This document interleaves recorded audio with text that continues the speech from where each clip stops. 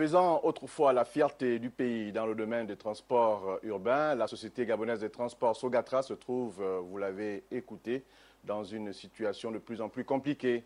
Des arriérés de salaire auprès des agents, un parcours défectueux. Toutes ces questions nous amènent à faire l'état des lieux de cette société dans ce journal. Léa Bifan et Lubestar Lenyongo mènent la réflexion.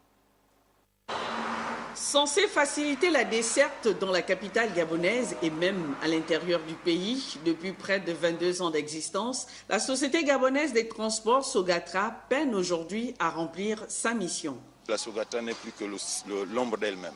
Déjà, quand vous regardez les bus sur le terrain, il n'y a pratiquement plus rien sur cette situation du parc. Parce que ce qu'il faut retenir, c'est que les dernières dotations que nous avons reçues de ces bus datent de 2016 avec le concessionnaire Marco Polo. Donc nous avons reçu entre 2014 et 2016 près de 121 bus qui, en moins de 3 ans aujourd'hui, sont sur cale. Aujourd'hui, la Sogatra est redevable de près de 20 milliards de francs sur toute sa dette concernant les créances de l'entreprise. Avec un parc automobile de plus d'une cinquantaine de bus, à peine 3 bus sont en circulation, contraignant ainsi l'arrêt des dessertes à l'intérieur du pays. Il n'y a pas un système de maintenance préventive et curative dans le cadre du maintien du parc.